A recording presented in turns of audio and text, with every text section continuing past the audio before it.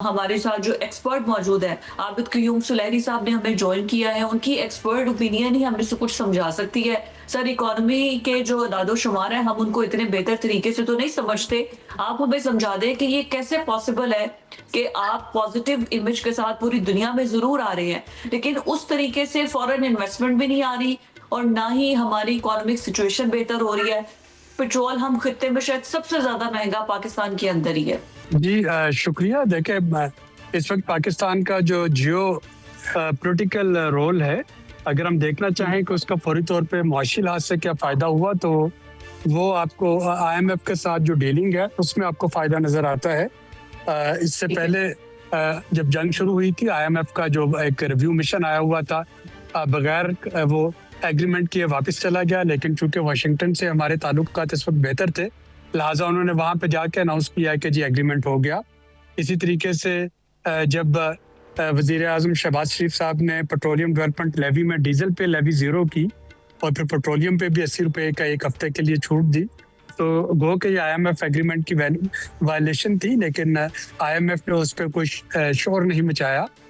इसी तरीके से जब UAE ने अपने $3.5 बिलियन वापस मांगे, तो ये पाकिस्तान का जियो इकोनॉमिक रोल ही था कि फौरी तौर पे सऊदी से हमने वो रकम जो थी वो अरेंज कर ली और हमने UAE को वो रकम वापस कर दी। तो ये जो पाकिस्तान इस वक्त खित्ते में अमन के हवाले से जो किरदार अदा कर रहा है, उसका आपको इकोनॉमिक बेनिफिट नज़र तो आ रहा है, लेकिन आपकी बात दुरुस्त है कि शायद इससे कहीं ज़्यादा बेहतर इससे फ़ायदा उठाया जा सकता है। रही बात इन्वेस्टमेंट की, तो इन्वेस्टमेंट उस वक्त पाकिस्तान में आ रही होगी जबकि यहाँ पे एनर्जी का रेट सस्ता होगा। और इस वक्त मशरक़ वस्ता की सूरत हाल को देखें तो और ये अपने कैपेसिटी पेमेंट चार्जेस को, एनर्जी सर्कुलर डेट को, और अभी भी जो कमिटमेंट हमने की है कि हम अपना एनर्जी की सारी कास्ट को पास ऑन कर रहे होंगे, तो पाकिस्तान में शायद उस तरीके से इन्वेस्टमेंट लेके आना एनर्जी चैलेंजेस के हवाले से देखते हुए, जब तक कि उसके साथ कोई रिन्यूएबल एनर्जी का बड़ा प्रोजेक्ट ना हो, वो शायद थोड़ा सा अभी उसमें देर लगेगी। हमें देखना है कि हमारी यूटिलिटी की प्राइस क्या होंगी, गैस की कीमत, बिजली की कीमत, पेट्रोल डीजल की कीमत, और ये तीनों चीज़ें जंग के बाद इस वक्त एक तो आलमी मंडी में उनकी कीमत बढ़ती चली जा रही है, दूसरा पाकिस्तान में कैपेसिटी पेमेंट चार्जेस की वजह से उनकी कीमत बढ़ती चली जा रही है। तो वहाँ पे हमको बहुत फेवर्ड मार्केट नहीं है इन्वेस्टमेंट के हवाले से, अगर हम अपने बाकी पीयर्स को कंपेयर करें अपने साथ। बिल्कुल ठीक है, और यही बात है जिसमें हम ना थोड़ा कोलैप्स कर रहे हैं। बिल्कुल ठीक है, हमारे साथ ही रहेगा। बट साहब, मैं आपकी तरफ आऊंगी। जैसे पेट्रोलियम लेवी और फ्यूल की आबिद साहब ने बड़ी डिटेल में हमें समझाया कि छूट भी मिली, IMF फिर भी जो है वो कुछ नहीं कर सका। अभी ये बहुत शोर है ऑटो पॉलिसी 2026 से 31 तक का, तो ये हमें समझा दे कि ये है क्या पाकिस्तान में वाकई कोई इलेक्ट्रिक ऑटो व्हीकल पॉलिसी ये बन रही है या सिर्फ एक धूम ही मचाई हुई है, एक नारा ही बना हुआ है? देखें काबिल एहतराम फिजा, बात यह है कि मशरक़ वस्ता की जंग के बाद जब पेट्रोल 400 तक जाता है तो फिर ये अब शौक नहीं है, ये अब ज़रूरत बन गई है पाकिस्तान की। और ये वो लम्हा है जब इलेक्ट्रिकल व्हीकल यानी ज़रूरत आपकी बन गई है, अब ये शौक नहीं रहा। पूरा का पूरा मुआशी निज़ाम जो है वो फिजा तब्दील होने जा रहा है, जिस पर हम आगे जाके बात करते हैं।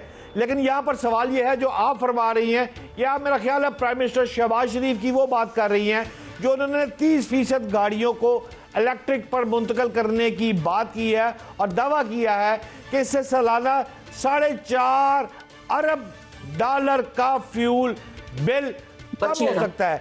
लेकिन सवाल ये है कि अगर सालाना $4.5 अरब इतने पैसे, क्या पाकिस्तान इस बात का मुतहम्मल हो सकता है?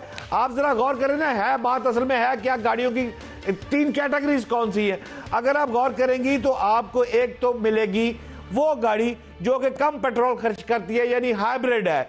अच्छा, दूसरी गाड़ी पर जब आप जाएंगी तो पेट्रोल और बैटरी के साथ प्लग इन हाइब्रिड आ जाएगा।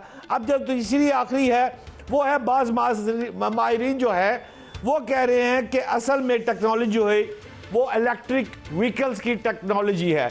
ये जब आ गई, ये पाकिस्तान को इसकी ज़रूरत है, तो फिर पाकिस्तान तरक्की पे जा सकता है। लेकिन हमारे साथ चूंकि माहिर मौशियत आबिद क्यूम भाई इस वक्त मौजूद हैं और वो मुझसे ज़्यादा इकॉनमी को समझते हैं, तो मैं उनसे जान लेता हूँ। आबिद भाई, मैं तो इस बात पे मुतफिक हूँ कि सबसे पहले हमें पेट्रोल, इतने महंगे पेट्रोल से छुटकारा हासिल करने के लिए इलेक्ट्रिक पर ही जाना पड़ेगा, हाइब्रिड पर ही जाना पड़ेगा।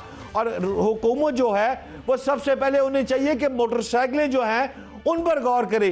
पाकिस्तान की सड़कों पर इस वक्त करोड़ों बाइक्स मौजूद है और फौरी इंपैक्ट तो बाइक से आ सकता है। लेकिन आपसे मैं ये जानना चाहता हूं कि पाकिस्तान की मकामी जो इंडस्ट्री है, अगर हुकूमत सस्ती दरामदी छूट दे दे तो फिर आप गौर करें कि अगर ये छूट आ गई तो इससे इंडस्ट्री जो पाकिस्तान की है क्या वो तबाह बर्बाद नहीं होगी? मेरी आवाम आपसे ये जानना चाहती है। 3 लाख से जायद अफराद पाकिस्तान में इस रोजगार से वाबस्ता है। मैं एग्री हूं इलेक्ट्रिक पे जाने के, लेकिन हुकूमत उन 3 लाख अवाम का क्या करेगी? ये जो डिफिकल्ट मैच आकर फंस गया है, आप इस बारे में क्या कहते हैं आबिद भाई?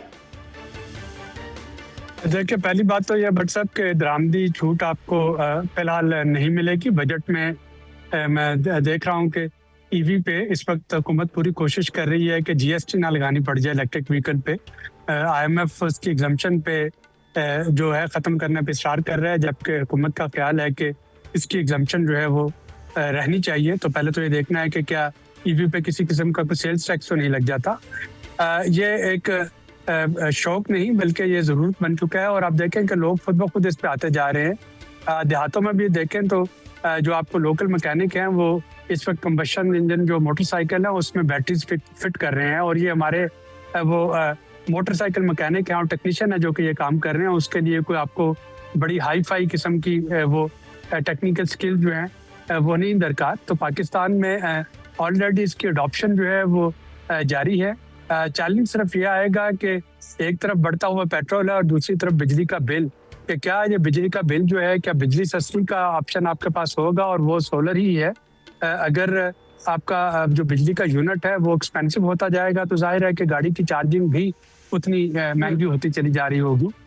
लेकिन अगर सोलर पे आप गाड़ियों को चार्ज कर रहे हैं, मैं यही तो बात पूछना चाह रही थी आपसे सर कि आपने मतलब हाउ इज दैट पॉसिबल कि आप ईवी पर चले जाएं आप फ्यूल को बचाने के लिए, लेकिन उसी फ्यूल से महंगी बिजली पैदा कर रहे हैं और फिर वही महंगी बिजली को आप दोबारा रिचार्ज कर रहे हैं, क्योंकि हमारी तो कोई सोलर पॉलिसी नहीं है। तो ये भी तो एक तरीके से मतलब आपने कान इस तरह नहीं पकड़ा, घूम के पकड़ लिया। ये जो बिजली का जो चैलेंज है उसमें ईवी हो या बाकी चीजें हो, अब क्योंकि बैटरी टेक्नोलॉजी बेहतर होती जा रही है, लिथियम बैटरीज जो कि रैपिड चार्जिंग बैटरीज हैं वो पाकिस्तान में आ रही हैं। और ये एक रेवोल्यूशन, साइलेंट रेवोल्यूशन ऑटोमेटिकली आता चला जाएगा, जिसमें कि कंज्यूमर जो हैं जो भी अफोर्ड कर सकते हैं वो उतनी अच्छी बैटरीज लगाते जाएंगे और अपनी स्टोरेज भी कर रहे होंगे और उस पर वो चार्ज भी कर रहे होंगे। तो कैपेसिटी पेमेंट का जो मसला है वो सर पे सवार रहेगा। लेकिन कंज्यूमर अपना जो है प्लान बी, उनका यही होगा कि वो सोलर पे शिफ्ट होंगे और उसके साथ वो बैटरीज पे जा रहे होंगे। बिल्कुल ठीक है। अभी मैं जो चाइना वाला आबिद कयूम भाई, ये बताइएगा कि आपका एक तजर्बा है और मेरा आपसे आखिरी सवाल ये है, आप क्या देख रहे हैं अपने एक्सपीरियंस के हिसाब से?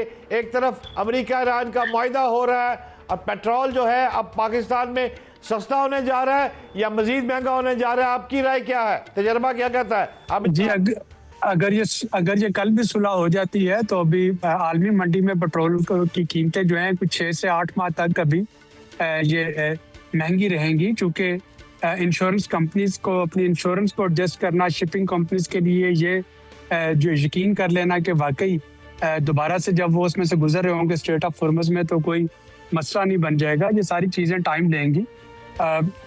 सुलह होना एक चीज़ है और पेट्रोल की कीमतें नीचे जाना उसको रिफाइनरीज पे भी डिपेंड करता है कि जिन रिफाइनरीज का लॉस हो चुका है मिडल ईस्ट में वो कितनी जल्दी रिपेयर होता है। जो राशन फास है, जो जहाँ से हम गैस लेते हैं कतर से, उन्होंने तो पहले से ऐलान कर दिया है कि 3 से 5 साल लगेंगे उनकी गैस फैसिलिटी को पूरी तरह से रिकवर करने में। तो अगर आलमी मंडी में कीमतें सस्ती नहीं होती तो पाकिस्तान में ये जो 4-5 रुपए पर लीटर इस तरह का तो आप देख सकते हैं, वो जो ड्रास्टिक उसमें डिस्काउंट है, मतलब 200 लीटर 250 लीटर पे वापस हम जाते हुए पेट्रोल को अभी 5-6 महीने तो ना देख